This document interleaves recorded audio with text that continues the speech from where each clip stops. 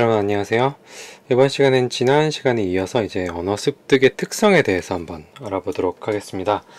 자, 간단히 살펴볼게요. 언어 습득의 특성에는 언어의 창의성, 언어의 규칙성, 구조 의존성, 습득의 결정적 시기, 여러 가지 이제 요인들이 있는데요.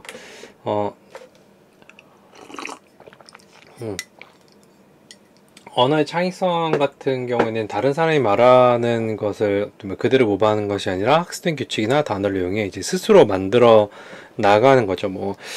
완전히 정확한 예시는 아니지만은 신조어 같은 경우에도 어떻게 보면 언어의 창의성이라고 이야기를 할 수가 있겠죠. 그다음에 이제 언어의 규칙성, 그러니까 문법이나 규칙을 따르는 거예요. 단수형이나 복수형, 한국말에는 단수형, 복수형 같은 것들이 없긴 하지만 이제 영어나 이제 서양 말 같은 경우에는 그 단수형, 복수형이 있고, 유럽 언어 같은 경우에 제가 고등학교 때 불어반이었는데 프랑스어 같은 경우에는 단어마다 성별이 또 따로 있죠. 그래서 그거에 따라서 붙는 관사나 이런 것도 다 다르고 라로 한다든지 르로 한다든지 이런 것들이 있잖아요.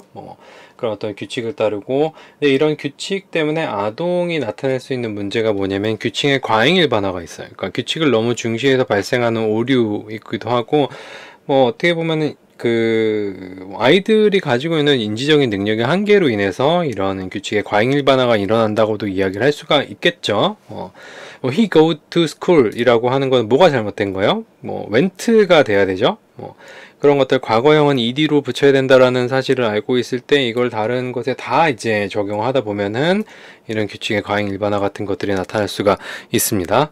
자, 그 다음에 이제 구조 의존성은 표면적인 순서보다 문법 조상에 따른 의미가 중요한데, 구체적으로 이야기를 하자면 한국말에는 없는 거긴 하지만 영어는 이제 수동태라고 하는 게 있잖아요. 국내 말은 이제 번역체인가? 아무튼 그런 것들이 이제 있는데, 표현적인 순서보다는 문법 조상에 따른 의미 같은 것들이 이제 다르다라는 거, 이런 것들은 연령이 증가하면서 좀 더 복잡한 어떤 문장을 구사하면서 알 수가 있게 되죠. 또 이제 습득의 결정적 시기가 존재합니다. 우리가 이제 앞에서 봤던 진이나 첼시 케이스를 봤을 때 어떤 언어를 습득하는데 결정적 시기가 있고, 예를 들어서 외국어 같은 경우에도 언제 어렸을 때 이제 이민 가는 게 가장 효과적이라고 이야기를 할 수 있겠죠. 그리고 각 언어의 각 영역, 발음, 문법, 의미, 그러니까 의문론, 통사론, 화용론 별로 민감기가 다 다르게 나타난다고 이야기를 할 수 있습니다. 자, 언어의 요소를 한번 볼게요. 이 부분은 간단 넘어가고 우리가 아동의 언어가 어떻게 발달하는지를 이제 좀 더 구체적으로 살펴볼게요. 의문론, 의미론, 통사론, 화용론 이런 것들이 있는데, 의문론은 언어에 사용된 소리의 기본 단위, 음소를 규합하는 규칙, 음소를 생성하고 이해하는 능력. 이건 어떻게 보면 언어적 자극을 처음 입력을 받을 때 이 의문론에 대해서 이해를 하게 되겠죠. 언어적 자극이 있을 때. 의미론은 이제 단어를 외우는 거예요. 그 다음에 통사로는 그 단어를 조합해 가지고 어떤 문장을 구사할 때 문법에 맞춰 갖고 문장을 구사한다라는 게 이제 거기서 이제 활용이 되는 거고, 화용론 같은 경우에는 이제 그런 어떤 문장을 적당한 때에 적절히 구사할 수 있다? 이런 것들을 이제 이야기를 하는 거죠. 자, 언어의 요소도 간단히 살펴봤어요. 이런 게 있다 정도로만 알면 됩니다. 자, 하이라이트. 아동의 언어 발달에 대해서 좀 살펴보겠습니다. 이것도 좀 시간이 길어요. 미안해요. 자, 아동의 언어 발달, 언어 이전 시기, 일어문 시기, 전보어 시기, 학령기 동안 언어 학습, 이렇게 네 가지로 나눌 수가 있는데, 우리는 언어 이전 시기, 일어문 시기, 전보어 시기, 요 시기를 갖다가 중점적으로 볼 거예요. 자, 언어 이전 시기, 생애 첫 10개월에서 13개월 사이 대충 1년 정도, 12개월까지가 이제 언어 이전 시기라고 이야기를 할 수가 있고, 그전에는 언어라기보단 그냥 소리를 내는 거죠. 1개월은 바다 타와 같은 자음 소리 같은 것들을 구별할 수가 있고, 비슷한 발음들을 구별할 수 있다라는 거예요. 그런 발음 소리를 구별할 수 있다는 게 뭘 얘기하냐면, 어떻게 보면 언어를 요거는 그 생등론적 관점으로 봤을 때 언어를 이해할 수 있는 어떤 능력을 타고 태어났다라고 주장할 수가 있게 되는 거죠. 2에서 6개월 정도면 이제 화자들이 다른 논나지와 강세한 것이 음소를 재인할 수 있고, 의문론 같은 것들을 학습할 수 있다, 습득을 한다는 거고, 6개월 이후는 이제 모국어, 리듬이 조율되고, 7개월 정도는 구절 단위가 탐지 가능해요. 뭐 구절 단위 탐지 가능하다는 게 우리가 말을 어디서 끊지 제가 지금 뭐라 그래 말을 계속 빨리 하기 때문에 이 말을 다 붙여서 이야기하는 것처럼 보일 수도 있어도 중간중간 굉장히 미세하게 호흡이 딱딱딱딱 끊기는 지점이 있어요. 뭐 그런 것들을 이제 구별할 수 있다라는 거죠. 아주 7개월 정도 되면은 뭐 9개월 되면 더 작은 말소리에 대해 민감하게 되고 9에서 12개월 정도 되면은 의문적 측면에 좀 더 익숙해지고 개별 단어를 구분할 수 있는 단서 같은 것들을 획득을 하게 됩니다. 그러니까 호흡 같은 것들을 보거나 아니면 여태까지 단어들을 그러니까 양육자가 이야기하는 게 굉장히 단순할지라도 양육자가 옆에 있을 때 아이한테만 이야기하는 건 아니잖아요. 다른 사람들이랑 이야기하는 것들을 계속 듣는단 말이에요. 그러니 모국어에 대해서 리듬감이라든지 이런 거에 대해 익숙해지게 되면은 아 어떻게 끊기는구나 라는 것들을 이제 이해하게 되는 거죠. 연세대학교에서 송현주 교수님 랩에서 실험을 한 건가 아무튼 말을 갖다가 계속 붙여갖고 딱딱딱딱딱 들려줄 때 애들이 갑자기 딱 반응할 때가 있어요. 그러니까 어떤 단어가 들릴 때,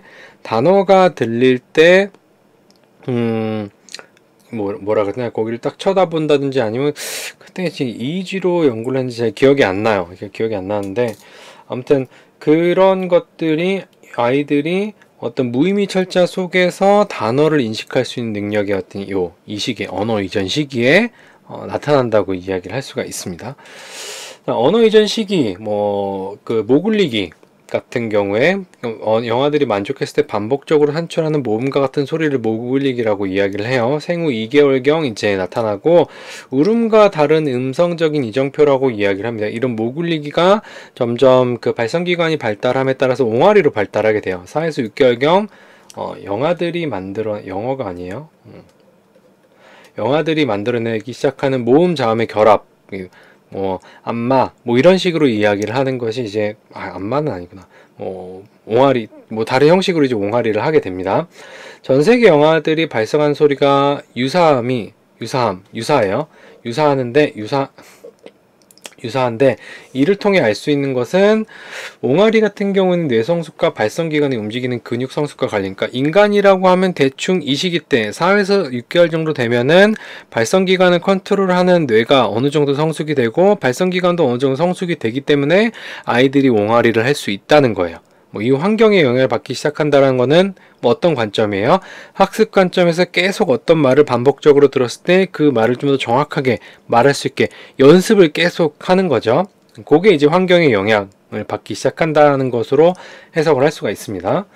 이런 환경의 영향을 받기 시작하는 걸 학습적 관점을 해석하면 그렇게 된다는 거예요. 말소리를 듣지 못한 청각장애 영아들은 말소리 같은 음소를 만드는 능력이 뒤처지긴 하는데 얘네들은 또 수화로 옹알이를 한다고요.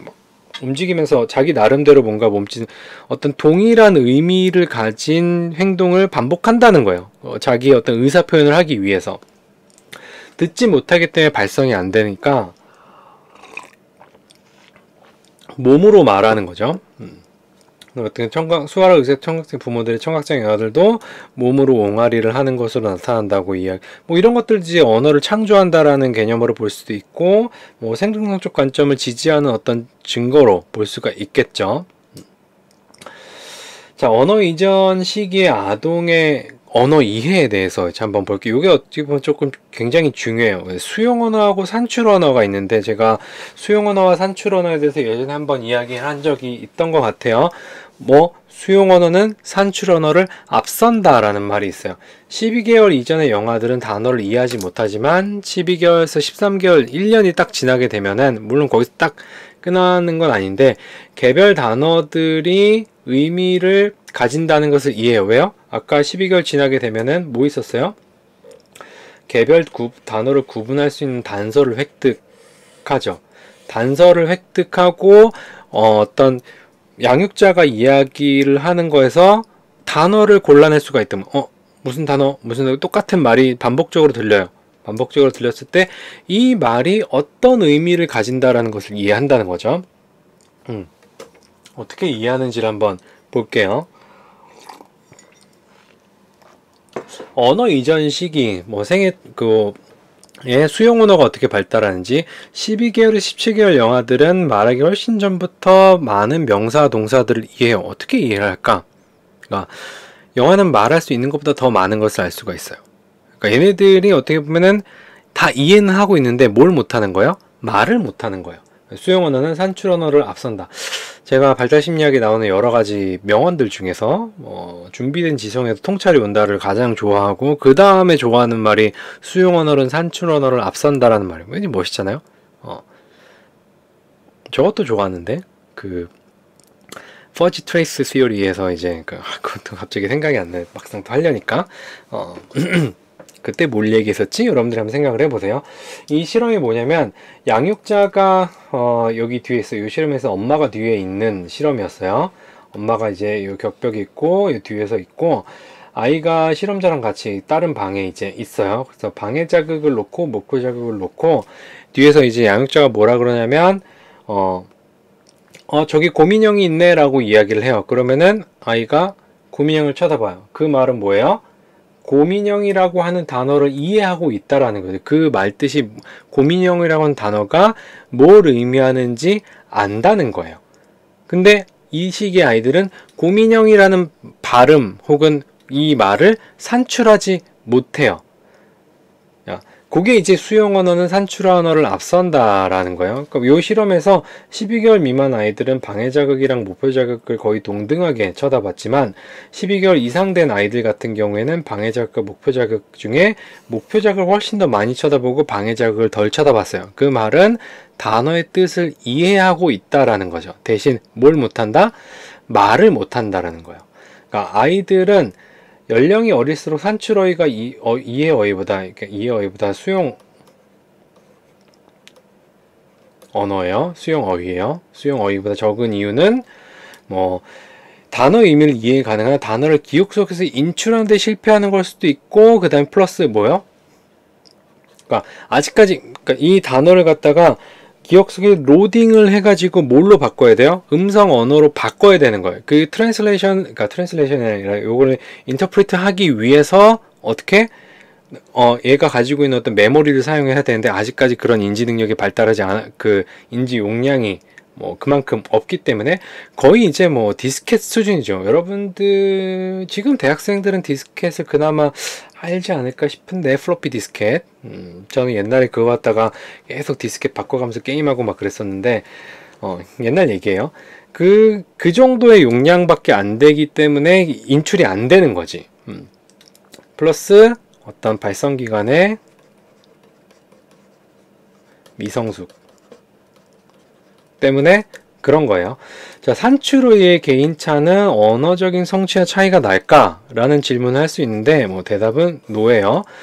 자, 이 증거를 이제 뭘로 볼 수 있냐면 그 수많은 아주 1000마디를 했을 때 온 가족이 떠들썩해지죠. 아, 우리 집에서 드디어 천재가 나왔다. 말을 이렇게 빨리 하다니.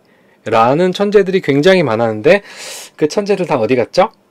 여러분들 다 천재였어요. 어렸을 때는 말을 굉장히 빨리 뗐으니까 말을 굉장히 빨리 떼서 얘는 굉장히 크게 될 사람이 그 농담이고 그러니까 실제로 언어적 성취하고는 그렇게 큰 차이는 없어요. 자, 말을 물론 이제 언어적인 성취라고 하는 게 어떤 도움이 될지는 잘 모르겠지만 양육자 입장에서는 말을 빨리 뜬다는 게 어떤 그 아이가 발달이 빠르고 남들보다 뛰어나고 그런 거에서 자부심을 가질 수 있어요. 근데 애들은 그냥 말을 빨리 하는 거거든요. 그리고 그런 것들이 나는 그 이후에 어떤 지적 능력이라든지 이런 것과 관련이 되려면은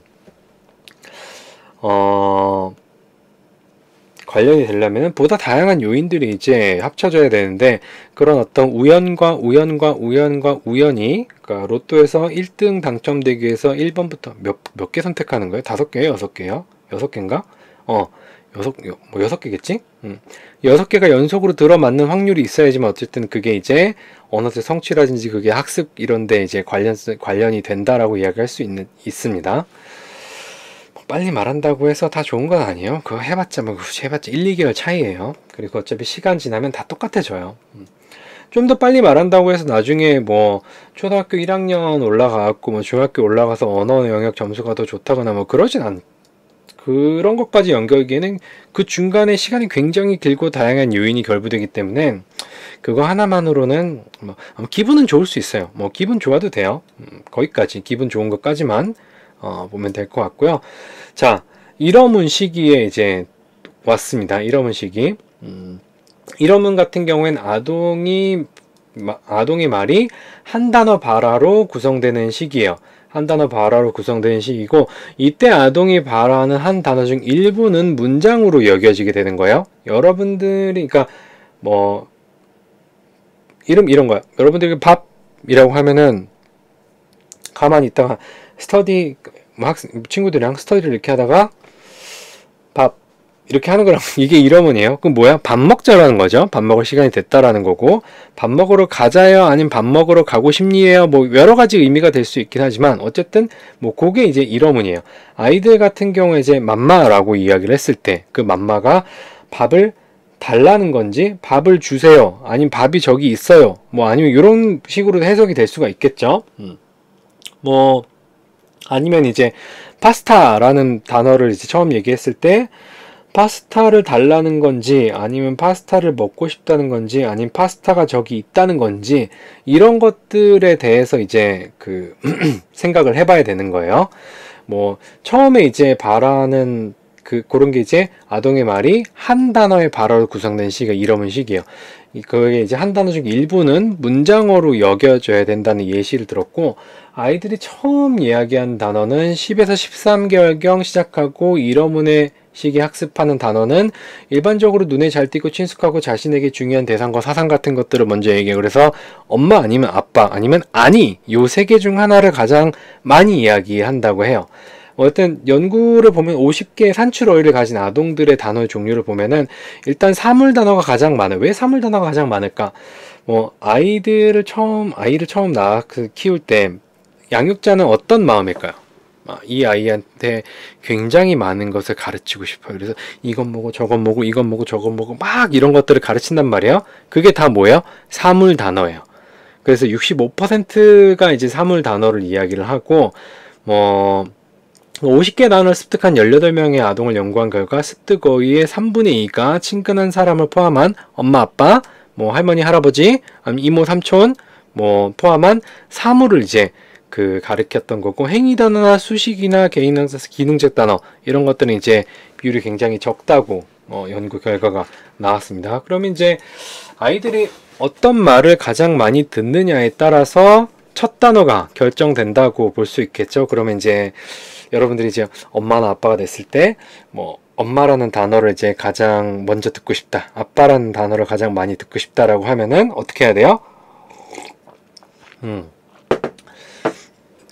계속 그 단어를 계속 말을 해줘야 돼요. 그 말을 조성시켜줘야 되는, 쉐이핑 시켜줘야 되는 거니까. 그래서 저쪽에 엄마 왔을 때 아빠 이러면서 계속 아이한테 학습시키고, 엄마는 아빠 없을 때 엄마 계속 학습시키면은 이제 나중에 뭐 그런 걸로 이제 내기를 해도 되나? 뭐 좀 비윤리적인가?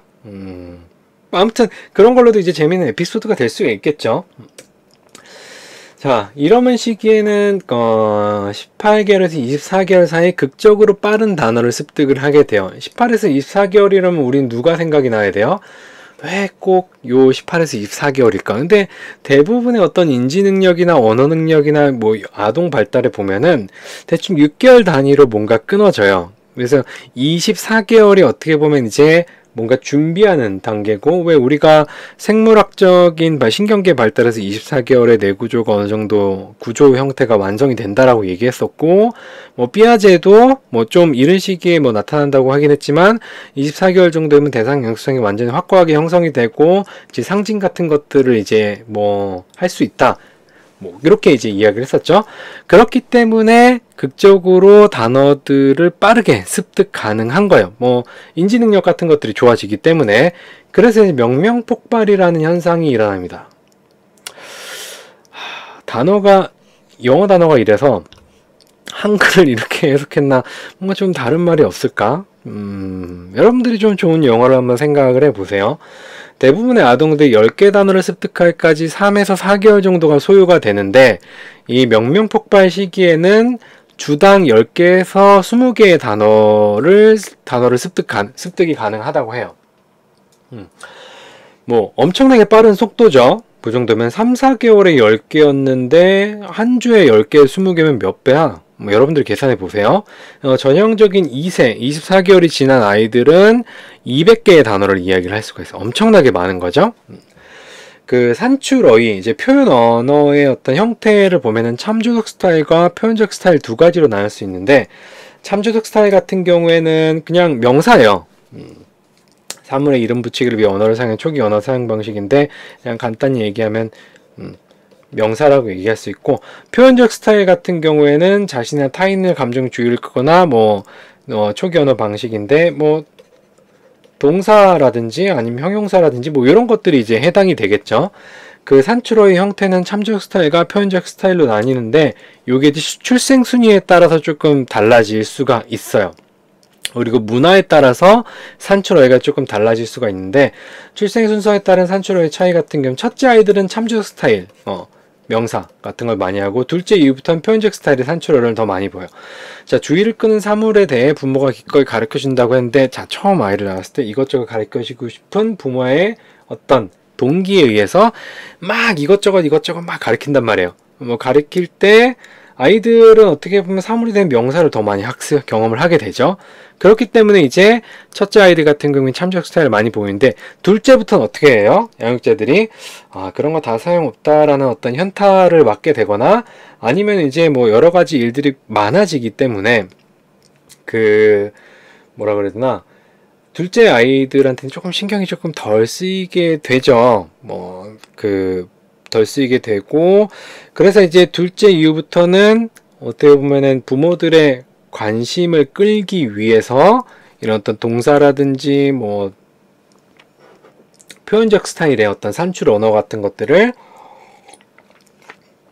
더 많이, 주의를 끄는 언어 같은 것들을 더 많이 사용한다고 볼 수가 있습니다. 그 다음에 이제 문화에 따른 산출어의 차이는 그냥 뭐 그런 게 있다 정도로만 알아두세요. 서양 문화권은 참조적 스타일을 많이 사용하고, 동양 문화권은 표현적 스타일을 많이 사용한다는데, 뭐 그렇지 않을 때도 있죠. 지금은 이제 동서양의 구분이 약간 좀 점점 희미해지죠. 점점 희미해지기 때문에 뭐 물론 아직까지 어떤 동서양의 차이는 명확하게 있는 부분이 있긴 하지만, 뭐 어쨌든 뭐 양육 같은 부분에 있어서는 양육도 좀 많이 차이 나긴 해요. 근데 이제 좀 많이 희석되긴 했어요. 옛날보다는. 근데 이런 연구 결과도 있다 정도로만 그냥 간단히 알아두면 될 거예요. 요것도 그냥 간단히 알아두세요. 자, 이러면 식이 걸음마기 아동은 단어가 무엇을 의미하는지 어떻게 아는가? 아이들이 수용 언어 같은 경우에 말을 하진 못하지만 곰돌이 인형을 봐 라고 했을 때 곰돌이 인형을 본단 말이에요. 그럼 저게 제가 시선 처리를 하기 위해 둔 라이언, 요게 이제 호랑이구나. 미안해요. 곰처럼 생겼어. 아무튼 이게 라이언이라고 있을 때, 요 라이언을 어떻게 라이언이라고 인식할까? 요거에 대한 질문이에요. 굉장히 부끄럽네요. 이제 그런 어떤 방법 중 하나가 이제 빠른 대응이라고 이야기를 할 수가 있어요. 빠른 대응 말도 되게 네이밍 센스, 여기다 화살을 좀 돌려야 되겠다. 네, 부끄러움. 빠른 대응 네이밍 센스 진짜 너무 구린 것 같아. 자, 아무튼 단어가 적용된 경우를 몇 번 들은 뒤 단어를 참조물에 재빨리 적용하는 과정이에요. 뭐 그냥 빠른 대응. 자, 뭐 라이언이야 라고 하면 단어가 적용되는 경우를 몇 번 들은 뒤 단어를 참조물에 재빨리 적용. 저렇게 노랗게 생기고 하얀색 배를 가지고 굉장히 뭔가 웃는 표정인지 우는 표정인지 모르고 그냥 애매모호한 표정을 가지고 있고, 주황색인 인형은 라이언이다 라고 하는 거를 계속 적용을 하는 거죠. 그러니까 뭐 빠른 대응이, 여러분들도 빠른 대응을 많이 사용해. 언제? 시험 보기 바로 전에 빠른 대응을 많이 사용하죠. 눈에 바른다라는 거. 그렇게 이제 빠른 대응을 하게 되면은 뭐가 문제냐면은 잘못 매칭이 될 수가 있어요. 그러니까 빠른 대응은 어떻게 보면 단어에 대한 딕셔너리를 머릿속에 형성을 하는 거라고 이야기를 할 수 있어. 뭐 프로그래밍에 이제 딕셔너리라는 게 있는데, 자,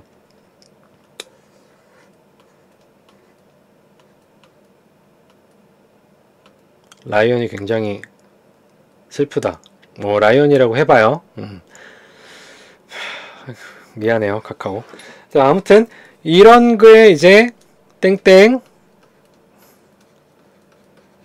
라이언 맞나? 갑자기 헷갈리는데, 이런 식으로 이제 매핑을 하는 거예요. 대응을 시켜 놓는 겁니다.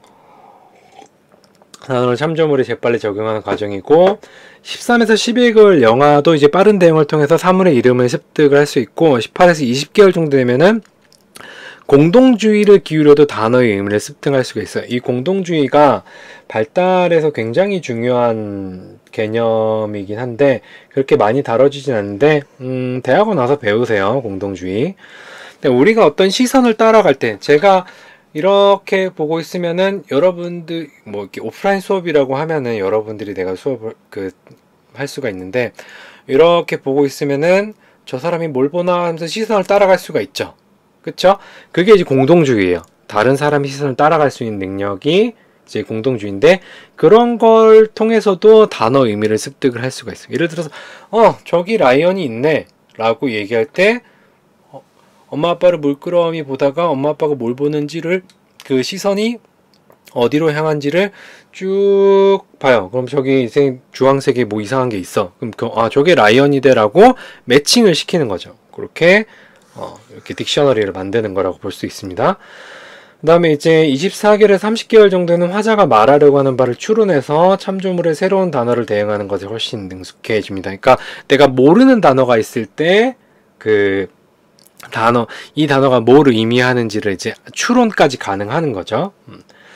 뭐 12개월, 15개월 영아들이 수용 언어가 산출원을 앞서는 이유를 또 빠른 대응 기술로 설명 가능하다고 하는데 뭐 어떻게 보면은 이 딕셔너리가 제대로 형성이 안 됐기 때문에 그 딕셔너리가 형성이 됐긴 하지만 얘가 이제 말하는 데까지 이어지지가 않는 거죠. 그래서 이제 빠른 대응 기술로 이제 아직 말할 능력은 안 돼. 말할 능력은 안 되는데 머릿속에서 이 라이언하고 라이언 모양하고 라이언이라고 하는 어떤 말소리하고 같이 매칭이 되는 거예요. 그 매칭만 먼저 저장이 되고 얘를 아직 인출할 수가 없는 거지. 그러니까 아는 건 많은 거예요. 근데 말할 수가 없을 뿐이죠. 그럼 빠른 대응의 명명폭발까지는 아니지, 명명폭발이라고 하긴 좀 그렇긴 하지만 대응 폭발이라 그래야 되나? 빠른 대응 폭발? 그러니까 정보 저장은 굉장히 빨리 된다라는 거죠. 빠른 대응을 많이 된다는 거죠. 빠른 대응을 통해서. 자, 이러한 시기에서 단어 사용에 있어서 보편적인 실수를 이제 살펴보면 과잉 확장을 예로 들 수가 있습니다. 과잉 확장은 특정 단어를 성인에 비해 상대적으로 광범위한 대상, 행위 혹은 사상을 지칭하기 위해 사용하는 경향인데 동일한 단어를 지각적으로 다른 사물에 붙이게 되는 거예요. 동일한 단어를 이제 과잉 확장이라고 하면은 아이고 아니야 아니야 돌아와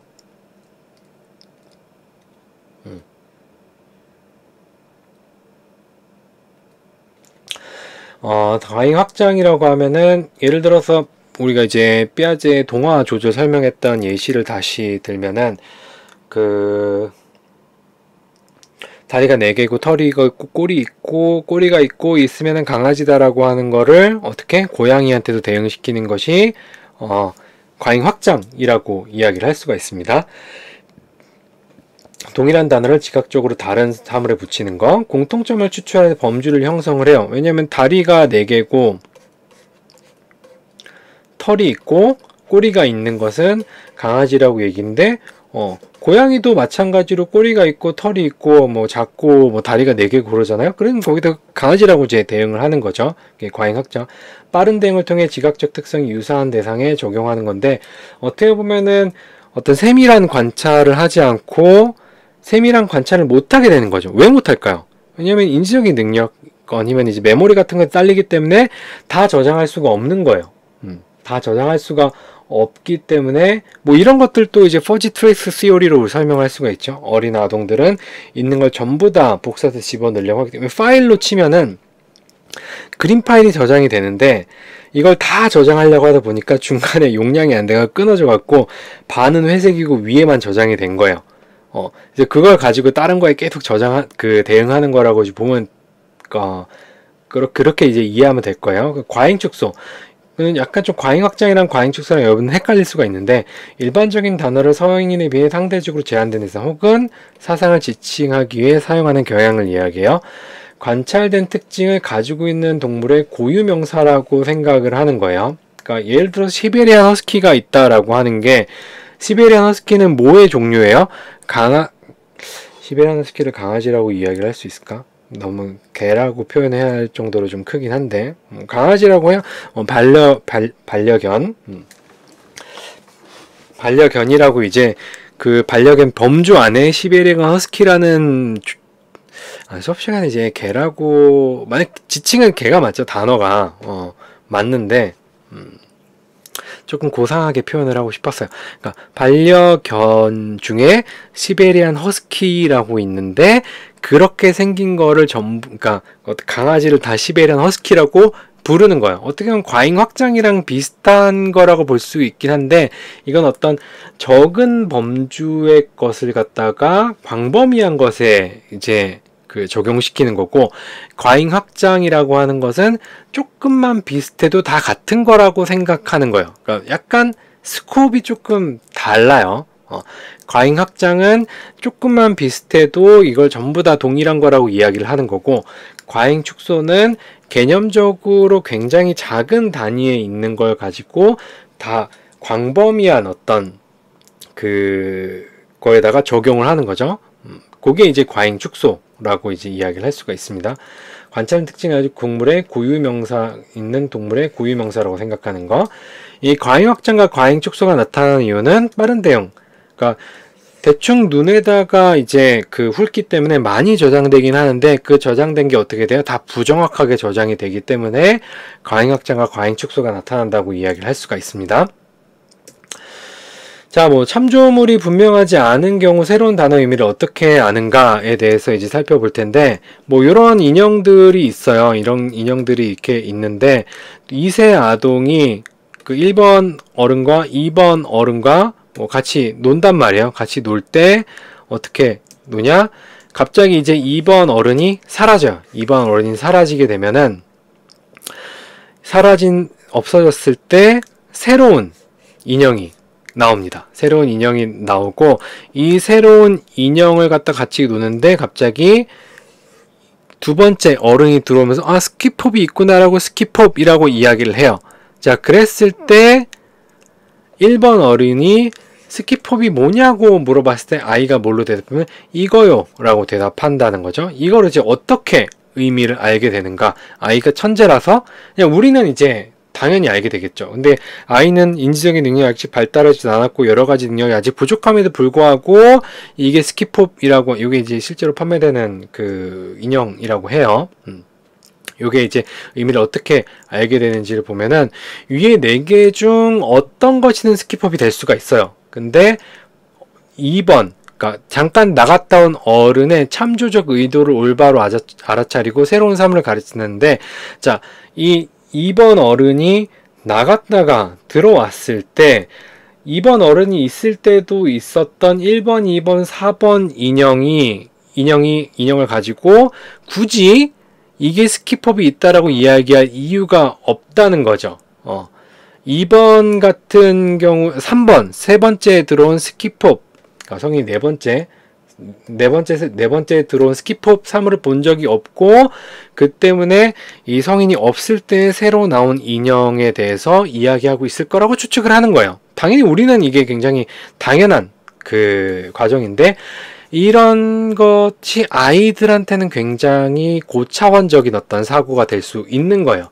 단어 의미를 추론하는 데 있어서 사회적 맥락 단서와 함께 새로운 단어가 의미하는 바를 줄여주는 인지적 전략을 사용을 하게 됩니다. 어떤 제약을 가하는 거죠. 어떤 제약을 가하는 거예요. 그래서 그 제약이 뭐냐? 그 제약이 처리 제약이라고 하는 거예요. 우리가 이제 어떤 새로운 단어를 들었을 때, 예를 들어서 존버라는 단어를 들었을 때 과연 존버가 뭘까? 그냥 그때 어떻게 생각해요? 우리는 이제 어떤 전체적인 맥락이라든지 아니면 문장 구조 안에서 이게 의미하는 바를 추론하는 거죠. 제가 예전에 이제 그 대학원 들어갈 때 시험을 봤는데, 영어 시험이 있었는데 인크리멘탈이라는 단어가 있었어요. 인크리멘탈이라는 단어를 이제 몰랐는데, 어쨌든 대충 보니까 인크리가 들어가니까 뭔가 증가하는 건가? 라고 해서 대충 증가하는 거라고 해석을 했는데 그냥 맞았나 봐요. 되겠다. 여건 붙었으니까. 어쨌든 영어나 유아가 새로운 단어 의미를 해석하는데 그런 것들이 어떻게 보면 이제 제약이죠. 뭐 제약의 일부라고 이야기를 할 수가 있어요. 자, 처리 제약. 영어나 유아가 새로운 단어의 의미를 해석하는 데 있어서 특정한 해석을 더 선호하게끔 어떤 선택, 이게 어떤 의미인지를 갖다가 알기 위해서 사용하는 어떤 인지적 편향 혹은 경향성을 처리 제약이라고 이야기를 합니다. 자, 이 처리 제약은 몇 가지로 나눠지긴 하는데 이 처리 제약이 몇 가지로 나눠지냐면 대상 범위 제약, 분류학적 제약, 그 다음에 이제 상호 배타성 제약, 그리고 어휘 대조 제약, 형태 제약. 하나, 둘, 셋, 넷, 5개. 5개의 제약이 있어요. 몇 가지는 굉장히 쉽고 몇 가지는 조금 어려운 개념이긴 한데 대상 범위 제약 같은 경우에는 대상을 지칭한 새로운 단어가 대상의 일부의 특성보다 전체 대상을 가리킨다고 가정하는 거예요. 뭐 여기 곰인형이 있다라고 했을 때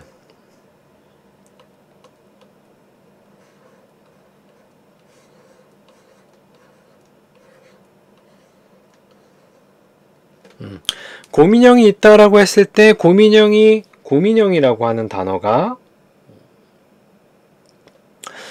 여기만 얘기하는 거예요? 아니죠. 뭐 여기만 얘기하는 거예요? 아니죠. 이 전체를 이야기를 하는 거죠. 대상을 지칭한 새로운 단어가 대상의 일부나 특성보다는 전체 대상을 가리킨다고 가정하는 거예요. 그런 걸로 이제 아이들이 저기 곰인형이 있다라고 했을 때 다리만 보거나 머리만 보거나 아니면 배만 보거나 그런 게 아니라 곰인형 전체를 보면서 아 저게 곰인형이구나 라고 이제 이해를 한다는 거죠. 그 다음에 이제 분류학적 제약은 조금 이야기하기 까다로운데 주제적으로 분류하던 아동도 단어가 주어진 경우 분류학적으로 분류한다는 거예요. 이게 무슨 말이냐면은 목표 자격이 있을 때 자, 이 표지판이 분류적으로 분류하면 같은 표지판을 선택을 하는 거죠. 그쵸? 요거는 표지판이라고, 도로 표지판이라고 하는 동일한 범주 안에 속해 있는 건데, 이 도로 표지판은 누구를 위한 거냐라고 이제 생각했을 때는, 운전하는 사람, 자동차를 위한 거라고 이제 연결이 되는 게 주제학적 분류예요. 그러니까 요렇게 링크를 하게 되면 주제학적 분류로 하는 거고 요렇게 링크를 색깔 좀 다른 걸로 할게요. 여러분들이 좀 구분할 수 있게 요렇게 링크를 하게 되는 거면은 어떻게 분류학적으로 분류를 하는 거예요. 예를 들어서 뭐 문제는 이제 이렇게 1번, 2번, 1번, 2번 이렇게 있을 때 이것과 관련 있는 게 뭘까라고 물어보게 되면은 2번을 선택을 해요. 수저는 스프를 먹는 거니까. 근데 단어를 들려주게 되면은 주제적으로 분류하는 것도 분류학적으로 분류한다 그랬죠? 자, 이렇게 생긴 건 닥스라고 해. 이 아래서 닥스를 찾아볼까라고 하면 비슷하게 생긴 요거를 찾는 거죠. 이건 이제 분류학적 제약이면서 뭐 형태학적 제약이기도 해요. 우리가 나중에 배울. 그래서 이제 단어가 없을 때는 no word 단어가 없을 때는 주제적으로 분류하는데 단어를 들려주게 되면은 분류학적으로 분류하게 되는 어떤 특성들을 나타낸다고 합니다. 아동들이. 그러니까 어떻게 보면은 그 어떤 물체 단어가 그러니까 새로운 물체의 단어가 그 물체를 갖다가 제한한다고 볼 수가 있겠죠. 아이들 의미적으로 그러니까 숟가락은 항상 밥을 먹을 때 사용하니까 관련 있는 거를 잡아라 했을 때는 숟가락은 밥이랑 스프랑 관련 있다라고 하는데 요거는 닥스라고 해요. 앞에서 닥스를 찾아봐 라고 하면은 요것과 이제 비슷한 것을 찾게 되는 거죠. 뭐 그건 당연한 거긴 한데 애들도 어떤 단어가 가지고 있는 어떤 의미를 이런 방식으로 이제 이해한다, 이런 방식으로 습득한다라는 것을 알 수 있는 제약입니다. 그 다음 상호 배타적 제약 같은 경우에는 각 대상이 오직 하나의 이름을 가지며 다른 단어는 중복되지 않는 범주를 가진다라고 가정하는 거예요. 그러니까 don't take the red tray, 뭐 take the chromium tray라고 이야기했을 때 빨간색 갖고 오지 말고 크롬으로 된 거 가져와라고 이야기한 거예요. 애들이 빨간색은 알아. 근데 크롬이란 단어는 몰라. 그랬을 때 나는 빨간색은 아니까 이거 가져오지 말라고 그랬으니까 이거 말고 이건 내가 처음 보는 건데 이거 가져가 볼까? 라고 하는 게 상호 배타성 제약이에요. 요건 빨간색이면서 크롬일 수는 없잖아요. 그러니까 각 대상이 오직 하나의 이름을 가지고 다른 단어는 중복되지 않는 다른 범주를 가진다고 가정하는 제약을 통해서 단어를 습득을 하는 거죠. 그러면 이제 얘가 뭔진 잘 모르겠지만 이 크롬으로 된 트레이를 가져갔을 때 잘 갖고 왔어라고 얘기하면 아이들은 뭘 학습하는 거예요? 이렇게 반짝반짝거리는 게 크롬이라고 하는구나. 이렇게 인식을 하는 거죠. 그게 이제 그 처리 제약 중에 상호 베타성 제약이라고 이야기를 할 수가 있습니다. 그 다음에 어휘 대조 제약. 자신이 이미 알고 있는 단어와 새로운 단어 의미를 대조해서 단어 의미를 추론해요. 이제 강아지라는 단어를 알고 있는 이세 아동은 어휘 대조 제약을 적용해서 시베리안 허스키는 독특한 특징을 가진 특별한 강아지를 의미한다고 이제 결론 내리는 것 같은 거예요. 이미 알고 있는 단어, 강아지라는 단어를 알고 있고 시베리안 허스키가 강아지랑 비슷해. 그러면은 이거는 강아지 밑에 하위 분류로 시베리안 허스키라는 종이구나 라는 걸 이해한다는 거죠. 제가 계속 시베리안 허스키 예를 들어가지고 여러분들이 헷갈릴지 모르겠지만 범주 같은 것들을 형성할 때 이런 어휘 대조 제약 같은 것들을 사용할 수 있는 거고, 우리가 이 다음에 또 배울 거예요. 문장 구조 안에서 배울 수도 있는 거고, 이 처리 제약 같은 경우에는 여러 가지에서 사용이 돼요. 그다음에 형태 제약은 단어를 학습할 때 대상의 형태에 집중하는 거예요. 그러니까 동일한, 아까 이제 텍소노믹하고 이제 비슷한 거긴 한데, 단어를 학습할 때 형태에 집중하는 거. 요렇게 생긴 게 닥스라고 해요. show me the ducks 라고 했을 때 아이들은 이걸 고르는 게 아니라 이걸 고르는 게 아니라 요걸 고르는 거예요. 색깔은 다르지만 형태가 비슷한 거기 때문에 이 같은 형태에 있는 것은 같은 단어, 같은 걸 지칭한다라는 거를 이제 보는 거죠. 자, 두 개는 다 뭐예요? 컵이죠. 근데 이건 일회용 컵이고 이거는 뭐예요? 머그컵이죠. 그러니까 단어를 학습할 때 형태에 집중한다는 거, 둘 다 이제 컵이라고 하는 거를 갖다가 보는 거죠. 예를 들어서 이거하고 이거 이렇게 두 개 하고, 그 다음에 이제 여기 핸드폰하고, 그리고 하나 더 이렇게 제 갤럭시 버즈예요. 이런 걸 갖다가 네 개를 놓고, 자, 이걸 닥스라고 해. 여기서 닥스를 찾아봐 라고 하면 애들은 뭘 골라요? 핸드폰을 고르는 게 아니라 요걸 이제 고르게 되는 거죠. 그런 게 이제 단어를 학습할 때 비슷한 걸 찾는 거예요. 아니면 비슷한 기능을 하고 있는 거. 물론 이제 제가 지금 앞에 있는 컵이 몇 개 없어가지고 다른 어떤 머그잔을 들었으면 좀 더 쉽게 이해할 수 있을 텐데 그렇다고 쳐요.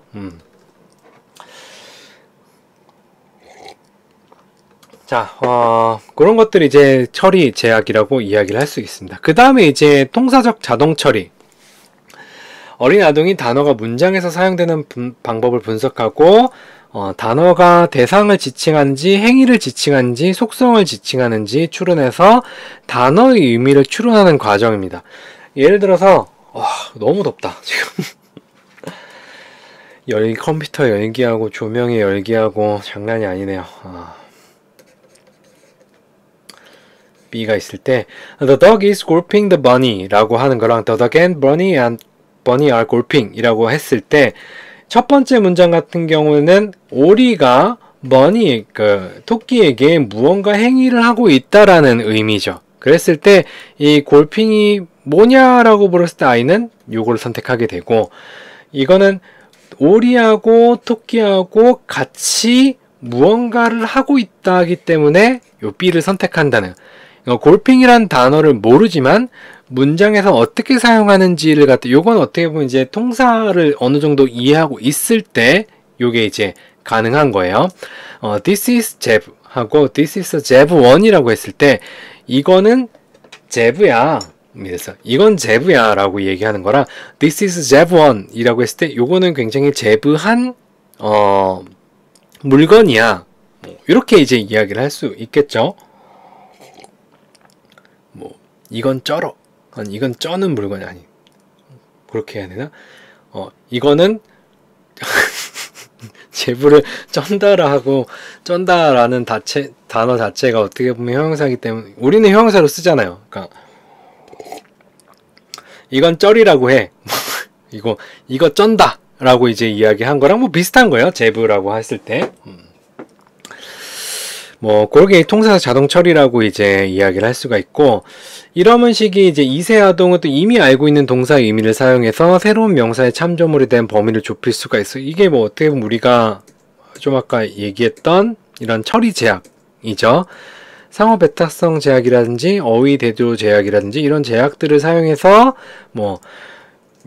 Daddy's eating cabbage 라고 했을 때 아빠가 뭘 먹고 있어요? 캐비지를 먹고 있어. 캐비지가 뭔지 모르겠지만 Daddy라는 단어 알고 eating이라는 단어 알아요. 먹는 거. 근데 캐비지는 뭔지 모르겠는데 아빠가 지금 입안에 허여멀건하게 맛없어 보이는 이상한 거를 우적우적 먹으면서 굉장히 흡족해하는 표정을 짓고 있어요. 그러면은 지금 아빠가 저렇게 입에 넣고 있는 그 허여멀건한 무엇이 캐비지다. 그러니까 양배추구나. 이렇게 이제 이해한다라는 건 새로운 이미 알고 있는 동사, 어휘 대조 제약이라든지 아니면은 뭐라고 해야지? 상호 배타성 제약 같은 거라고도 이야기를 할 수가 있겠죠. 상호 배타성은 아빠 아니고 eating 아니고 이제 캐비지만 남으니까 좀 하얀 게 이제 캐비지다라고 이야기하는 거죠. 3세 정도가 되면 아동은 통상학 단서로부터 의미를 추론하는데 점점 능숙해집니다. 24개월이 지나게 되면은 새로운 참조물이 분명치 않을 때 통상학 단서와 다른 체어 제약이 향상될 때 처리 제약보다 문장 구조에 대한 이해를 더 신뢰하게 돼요. 그러니까 통사를 갖다가 단어를 이해하는데 그 통사적 구조를 갖다가 훨씬 더 신뢰하게 된다라는 거죠. 처리 제약 같은 것들이 상충될 때.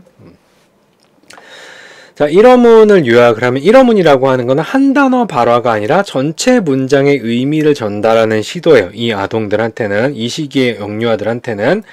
파스타라고 이야기했을 때 그냥 파스타가 있다를 이야기하는 게 아니라 파스타가 먹고 싶으니까 파스타를 만들어 주세요. 아니면 파스타가 먹고 싶으니까 파스타를 먹으러 가자. 이렇게 될 수도 있고, 예를 들어서 집에서 양육자가 부모님이 가끔가다 파스타를 해줬다라고 하면은 파스타를 만들어 달라는 걸 수도 있어요. 아니면은 자주 파스타를 먹으러 나갔다면은 파스타를 먹으러 가자라는 의미가 될 수도 있겠죠. 그게 이제 한 단어, 파스타라는 한 단어가 어떤 전체 문장, 성인이 말했을 때는 하나의 문장이 되니까 그렇게 이해를 해야 되고, 한 단어로 문장을 표현할 수 있기 때문에 의미의 양이 제한되어 있기 때문에 의미가 굉장히 애매모호해요. 그렇기 때문에 몸집이나 억양이라든지 이런 것들을 잘 해석해야 되는 거예요. 1어문을 통해서 아동의 어떤 화용론적인 학습, 1어문을 통해 아동은 화용적인 학습을 하며, 그러니까 양육자가 이제 계속 대화를 하죠. 그리고 양육자는 처음에는 의미를 잘 모르기 때문에 반복적인 대화를 이제 하면서 어떻게 아이가 이 한 단어를 말했을 때 이게 정말로 뭘 의미하는 건지를 갖다가 점점 더 잘 이해를 하게 되는 거죠. 그런 과정을 통해서 아이의 언어가 점점 복잡하게 발달을 하는 거고, 어쨌든 언어 발달은 상호작용이 전제돼야 되는 거예요. 명령, 질문, 요청, 요구 같은 언어의 기본적인 기능과 언어를 통한 의사소통이 시작을 하는 겁니다. 이러면식이.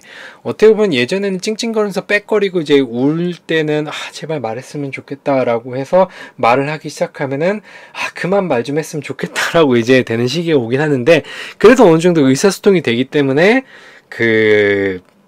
좀 어느 정도는 한숨을 놓고, 그러니까 점점 사람이 돼가는 거죠, 아이들이. 자, 그 다음에 이제 1어문 시기가 지나게 되면 전보어 시기가 와요. 여러분들이 전보라는 걸 써봤는지 모르겠지만 저도 안 써봤어요. 그렇게 제가 올드하진 않아요. 그러니까 학교에서 전보라는 거에 대해서 배우긴 했는데,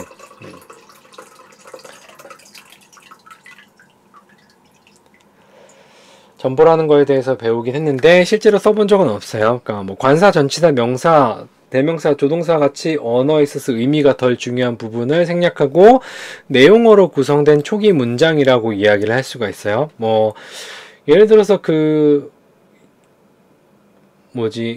전보 같은 경우에는 그냥 중요한 단어라면 엄마 밥, 아빠 놀자, 이런 식으로 뭐하고 놀지 그런 것들은 다 생략을 하고 딱 내가 하고 싶은 거, 이런 것만 이제 이야기를 하는 거죠. 이런 것들이 언어 처리의 산출 제약을 아직까지 알고 있는 단어들을 아직까지 그렇게 막 다 조업할 수는 없어요. 그러니까 지금 전보 시기가 18에서 24개월부터라고 하는데 1어문, 2어문 혹은 전보 시기가 약간 좀 겹치긴 해요. 그런 것들이. 그러니까 겹치기도 하고 뭐 한 단어로만 이야기하는 시기가 딱 정해져 있진 않아. 한 단어로만 이야기하다가 갑자기 두 단어 이야기하기도 하다가 다시 또 한 단어 이야기하기도 하다가 뭐 이렇기 때문에 굳이 이제 나누자면 대충 18에서 24개월 정도부터 나타나기 시작하는 거예요. 그런 것들이 뜨문뜨문. 자, 전보를 통사적으로 분석하는 건 당연히 1어문을 갖다 통사적으로 생각하는 그것과 마찬가지. 이게 통사적 능력이 딸린다라고 생각하면 안 돼요. 아이들의 언어적 능력을 과소평가하는 거고, 아동들이 여기도 없다. 다른 맥락에서 다른 의미를 전달하기 위해 동일한 정보를 사용하는 경우에 이건 1어문 사용하는 거랑 마찬가지죠.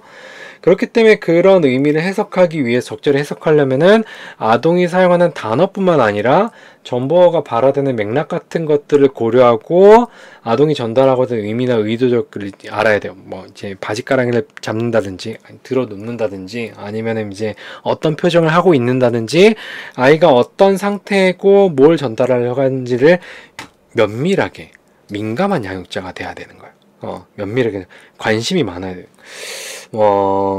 물론 이제 양육자가 되면은 약간 아이랑 연애를 한다라는 생각으로 연애 초기라고 생각을 하면 돼요.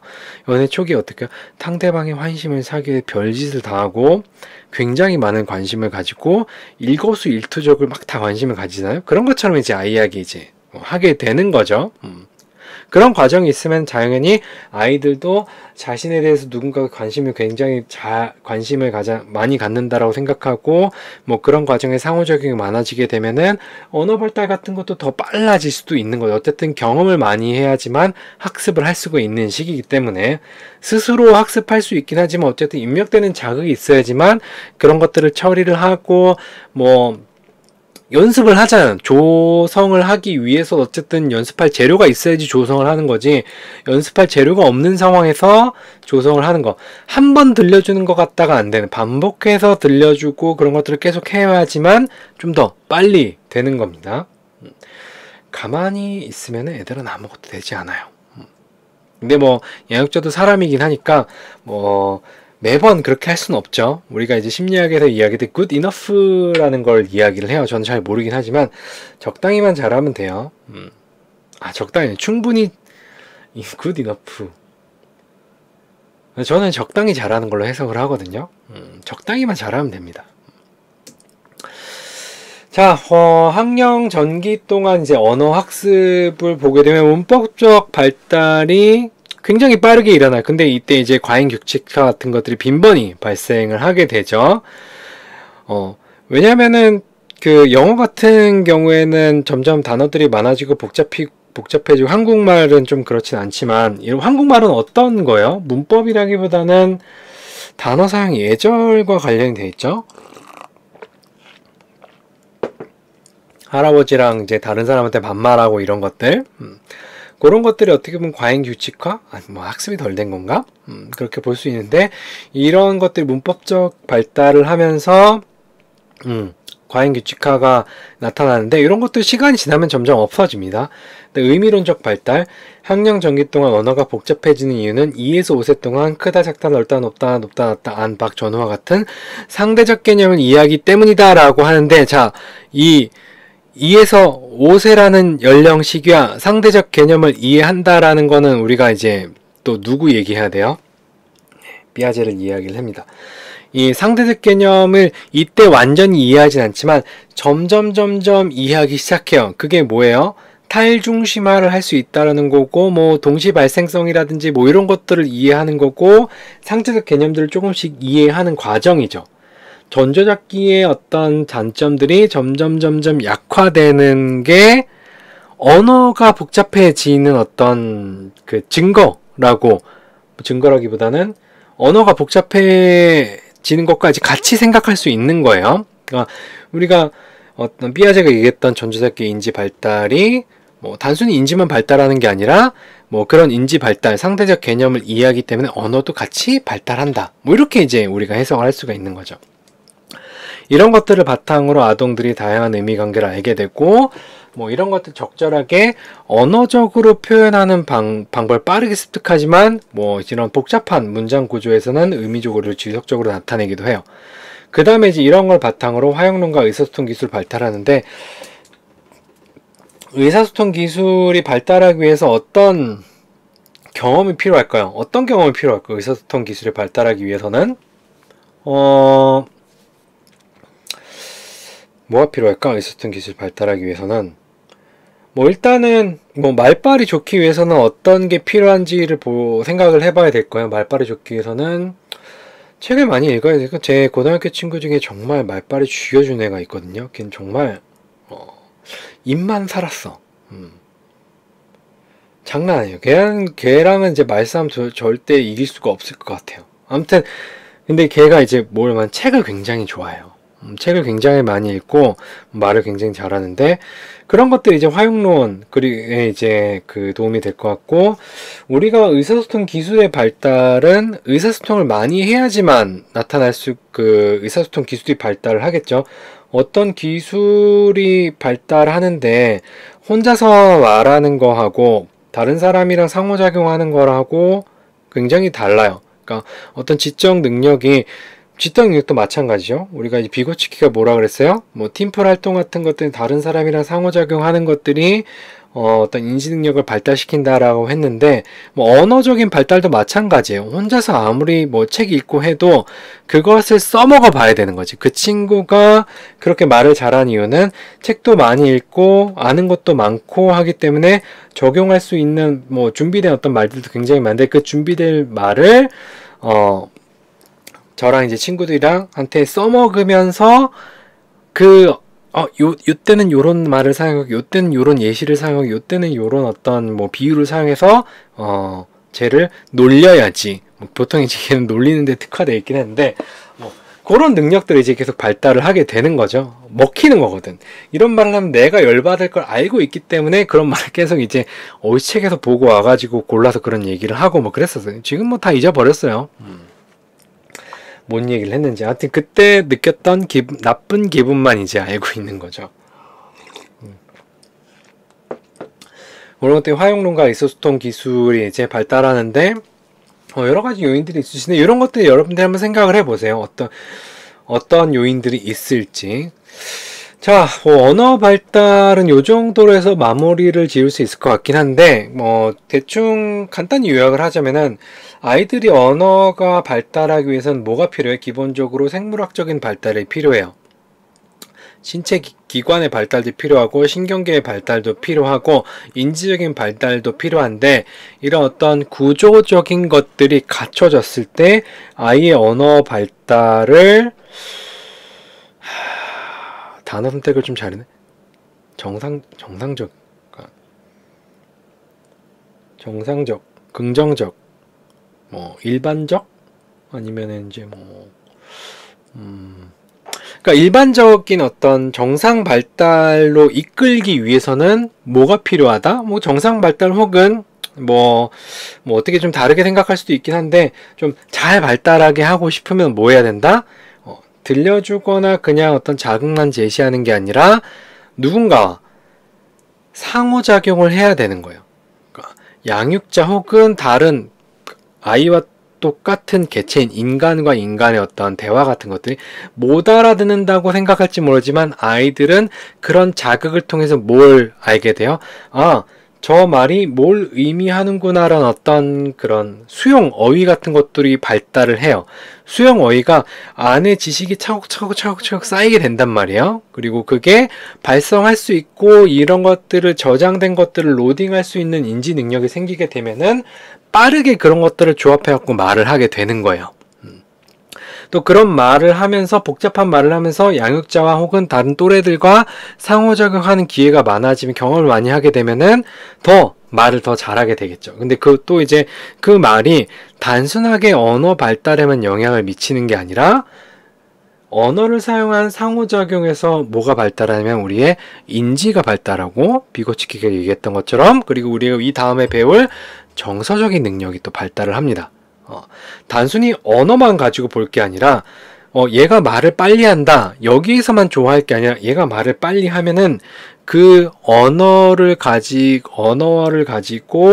또 다른 능력들을 이제 발달시킬 수가 있어요. 인지적인 능력과 그 다음에 뭐라 그래야 되나, 정서적인 능력 같은 것들도, 뭐 나중에 정서 발달할 때 우리가 얘기하긴 하겠지만, 정서적인 담화가 빈번한, 양육자와 정서적인 담화가 빈번한 아이들 같은 경우에는 정서 인식이라든지 정서 조절이라든지 정서 표현 같은 것들이 그렇지 않은 아이들보다 훨씬